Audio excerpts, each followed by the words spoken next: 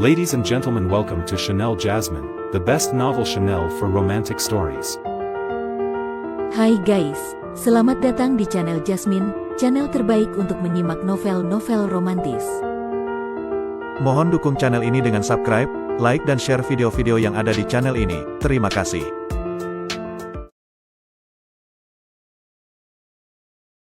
Kaisar Agung Seni Bela Diri Bab 977. Hingga saat ini, hanya Luluo sang pemimpin Gunung Wanren, sang putri suci Hongyan, dan sebagian saja dari Penatua Agung yang mengetahui identitas dan asal-usul sejati Luo Xiu. Dalam pandangan sebagian besar orang, Luo Xiu tetaplah murid inti baru dari Gunung Wanren. Meskipun beberapa tetua merasa heran dan bingung dengan kemunculan pasukan besar di Lembah Dewa Bulan, semuanya telah berhasil dialihkan oleh Luluo. Namun demikian, Luo Xiu sendiri tidak menganggap bahwa identitas dan asal-usulnya adalah sebuah rahasia. Setidaknya, Meng Qianxiang pasti mengetahuinya. Dulu, ketika ia terbangun dengan ingatan masa lalunya dan berhadapan dengan sisa kesadaran Meng Qianxiang yang tersegel di dalam manik kehidupan dan kematian, dalam pertarungan itu, tujuan utamanya adalah menghancurkan cakram reinkarnasi.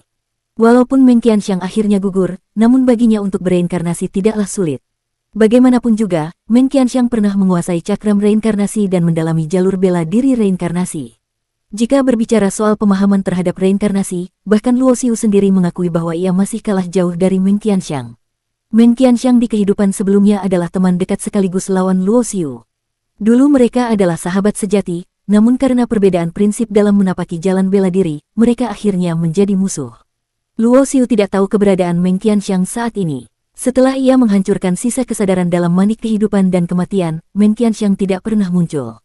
Itu menunjukkan bahwa kekuatannya belum sepenuhnya pulih, atau paling tidak belum cukup untuk merobek antar muka ruang. Bertahun-tahun telah berlalu, kekuatan Luo Xiu meningkat pesat, tetapi ia yakin bahwa Meng Qianxiang tidak akan jauh tertinggal. Sekarang ia juga telah memasuki dunia agung para dewa. Cepat atau lambat, mereka pasti akan kembali berhadapan. Di Lembah Dewa Bulan, Luo Xiu duduk bersila di dalam ruang tertutup. Di atas meja di sebelahnya, sebuah tempat dupa membakar perlahan. Saat ini, di dalam lautan kesadarannya, roh sucinya sedang sepenuhnya mendalami seni penguatan tubuh dari kitab artefak. Dalam kehidupan ini, Luo Xiu percaya bahwa jalan bela diri tidaklah tetap dan kaku. Mengikuti jalan para pendahulu memang bisa membuat perjalanan lebih mudah dan cepat, tetapi itu berarti ia akan terus berada dalam batasan orang lain, dan takkan pernah bisa melampaui mereka.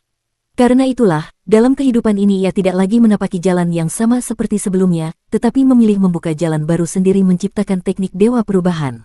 Bahkan setelah ia memperoleh kitab-kitab legendaris seperti kitab pil, gulungan formasi, dan kitab artefak, ia tetap hanya menjadikannya referensi untuk menggali pemahaman pribadinya dan mengubahnya menjadi sesuatu yang cocok dengan dirinya sendiri. Kitab pil untuk memperkuat jiwa, kitab artefak untuk memperkuat tubuh, gulungan formasi untuk pendukung, Luo Xiu memiliki teknik ilahi pemurnian jiwa yang lengkap untuk dijadikan acuan. Meskipun kemajuannya dalam penguatan jiwa tidak secepat tubuh fisiknya, namun dalam hal potensi, tubuh fisiknya masih belum bisa menyaingi roh sucinya. Dalam teknik ilahi pemurnian jiwa disebutkan bahwa tingkat kekuatan jiwa dalam bela diri dibagi menjadi 3 tingkatan utama, dari rendah ke tinggi, Yuan Shen, roh asal inti ilahi, Shen Ge, dan Seng Hun, roh suci. Setelah seorang ahli bela diri mencapai tahap dewa atau iblis, ia akan membentuk inti ilahi. Dari zaman dahulu hingga sekarang, kebanyakan ahli bela diri, bahkan yang sudah mencapai tingkat kaisar tingkat 9, jiwa mereka masih berada pada tingkat inti ilahi. Bahkan Luo Xiu sendiri, dalam kehidupan sebelumnya sebagai Tai Sang King, yang telah mencapai tingkat tertinggi di dunia, jiwanya masih dalam bentuk inti ilahi. Saat itu, ia hanya samar-samar menyadari bahwa ada bentuk jiwa yang lebih tinggi di atas inti ilahi. Sekarang, kekuatan roh dan kesadarannya masih berada di tingkat yang lebih rendah, jadi keunggulan dari bentuk Seng Hun, roh suci, belum begitu terlihat. Tapi bila suatu saat nanti ia mencapai tingkat dewa iblis tingkat 9, maka dalam pertarungan kesadaran jiwa, bahkan kaisar tingkat 9 pun belum tentu bisa mengunggulinya.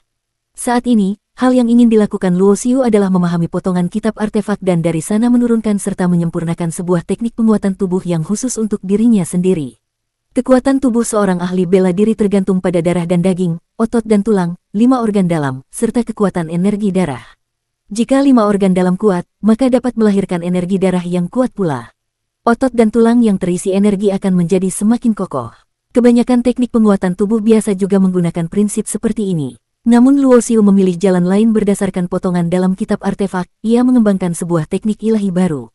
Ini adalah teknik ilahi penguatan tubuh, bukan untuk bertarung, melainkan khusus untuk melatih dan memperkuat tubuh fisik.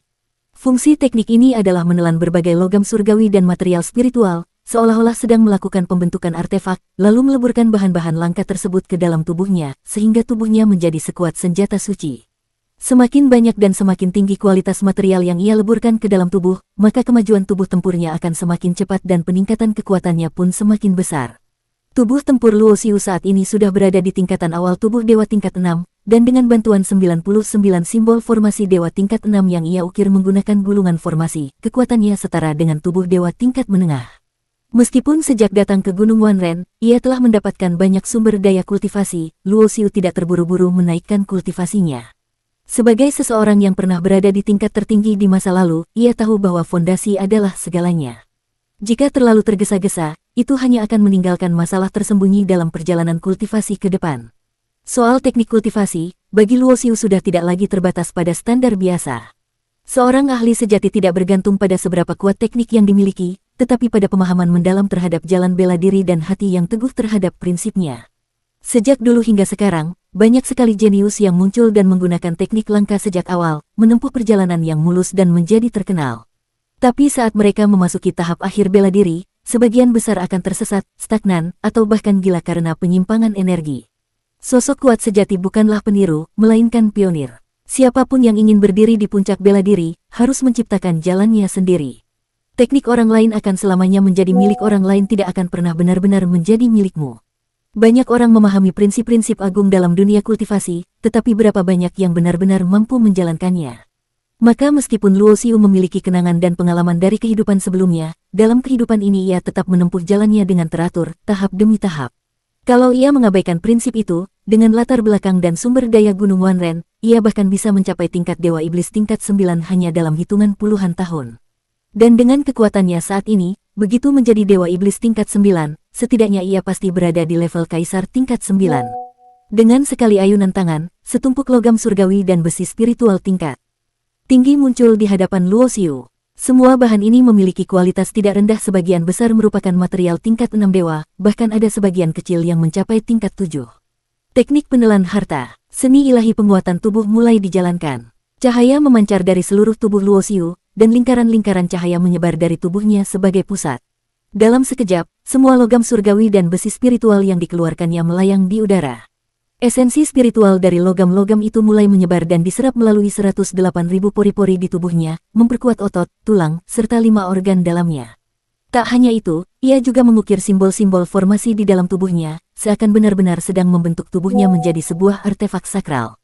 Material tingkat 6 memang mampu memperkuat tubuh tempurnya, tetapi peningkatannya tidaklah signifikan. Bahkan esensi dari logam tingkat 7 pun belum mampu memberinya transformasi atau lompatan kekuatan yang berarti. Setelah semua logam surgawi dan besi spiritual itu habis diserap, Luo Xiu hanya merasa bahwa kultivasi tubuhnya sedikit meningkat, namun masih jauh dari tubuh dewa tingkat 6 tahap menengah. Ini satu lagi teknik yang menguras sumber daya. Luo Xiu menghela napas dan tersenyum pahit. Kemajuan kultivasi rohaninya sendiri sudah menghabiskan banyak sekali sumber daya, sekarang penguatan tubuhnya juga menjadi penguras besar, ia pun mulai merasa kewalahan. Meski penggunaan teknik penelan harta sangat menguras material, efeknya memang luar biasa. Saat ini tubuhnya sudah seperti artefak ilahi sungguhan. Bahkan di masa depan, jika ia memperoleh senjata atau artefak tingkat tinggi, ia dapat langsung menyerap esensinya untuk menguatkan tubuh. Pedang pembajak langit adalah peninggalan dari Meng Xia, senjata utama jiwanya saat itu, dan selama ini telah digunakan Luo Xiu sebagai senjata andalan. Karena itu, tentu saja tidak mungkin digunakan sebagai bahan penguatan tubuh. Luo Xiu lalu mengeluarkan istana reinkarnasi dan mutiara hidup mati. Kedua artefak ini telah menemaninya dalam waktu yang sangat lama dan memiliki asal-usul yang luar biasa. Keduanya adalah mutasi dari pecahan cakram reinkarnasi yang telah mengalami evolusi selama jutaan tahun. Di dalamnya terkandung hukum reinkarnasi yang misterius. Jika kedua artefak ini bisa digunakan dalam latihan penelan harta, Luo Xiu yakin bahwa tubuh tempurnya bisa naik satu tingkatan. Wung, istana reinkarnasi melayang di atas kepalanya dan memancarkan kabut keemasan kehijauan. Luo Xiu mulai menjalankan teknik penelan harta, mencoba menyerap esensi spiritual dari artefak reinkarnasi tersebut. Setelah waktu yang lama, ia mengangkat tangan dan menyimpan kembali istana reinkarnasi ke dalam dahinya. Keningnya sedikit berkerut. Seperti dugaanku, teknik penelan harta ini tidaklah sempurna. Jika tingkatan artefaknya terlalu tinggi, dengan tingkat kultivasiku saat ini, aku tidak mampu menyerap esensinya. Meskipun hanya berupa pecahan dari cakram reinkarnasi, artefak ini berasal dari objek legendaris yang jauh melampaui senjata kaisar. Satu pecahannya saja mengandung rahasia yang tak terbayangkan. Bahkan Luo Xiu yang memiliki ingatan kehidupan lampau pun tak mampu memahaminya sepenuhnya. Lagi pula, dalam kehidupan sebelumnya, pencapaiannya tertinggi hanya sampai pada tingkat awal dari ranah tertinggi, sedangkan orang yang pertama kali membentuk dan menggunakan cakram reinkarnasi adalah tokoh legendaris yang sejajar dengan 12 langit agung dari era primordial. Baik untuk peningkatan kultivasi maupun penguatan tubuh, semuanya membutuhkan sumber daya dan harta luar biasa banyak. Beberapa waktu lalu, Luo Xiu sempat berpikir bahwa setelah datang ke Gunung Wanren dan memperoleh harta peninggalan dari kehidupan lamanya, ditambah dengan peninggalan Raja Dewa Wanren dari Istana Puncak Terpencil, ia takkan perlu lagi khawatir soal sumber daya. Namun ternyata, kenyataan tidak seindah itu. Meskipun sumber daya yang ia miliki saat ini cukup untuk meningkatkan beberapa tingkatan sekaligus, jika ia menggunakan semuanya untuk dirinya sendiri, lalu apa yang akan digunakan oleh orang-orang di sekitarnya untuk berlatih? Kehidupan seorang ahli bela diri sejati diukur dalam ratusan juta tahun. Sejak klan Ji dan klan Dewa Perang pindah ke Gunung Wanren, waktu telah berlalu 10 tahun. Dengan bantuan formasi waktu, 10 tahun itu setara dengan ratusan tahun, dan ditambah lagi dengan lingkungan serta sumber daya dunia barbar yang lebih unggul, para anggota klan dari tingkat rendah telah mulai menunjukkan taring mereka, kekuatan mereka meningkat pesat. Sementara Luo Xiu, dalam 10 tahun ini, juga kembali mengalami peningkatan. Kultivasinya naik dari Dewa Iblis tingkat 5 tahap awal ke tahap menengah. Sementara itu, kekuatan roh sucinya tetap berada di puncak Dewa Iblis tingkat 5, dan tubuh tempurnya masih di tingkat awal tubuh Dewa tingkat 6. Darah Kintian yang tersembunyi di dalam jantungnya, belum ia gunakan. Saat menghadapi musuh kuat di 3000 dunia besar dulu, ia sempat membakar kekuatan dari darah Kintian ini, dan telah menghabiskan sebagian esensinya. Faktanya, Luo Xiu sangat menghargai darah Kintian ini. Suatu hari, saat ia mencoba menembus dari puncak Dewa Iblis tingkat 5 ke tingkat 6, ia pasti akan membutuhkan dukungan dari darah Kintian. Bahkan ketika ia berada di batas antara tingkat 4 dan 5, ia tidak rela menggunakannya. Bersambung.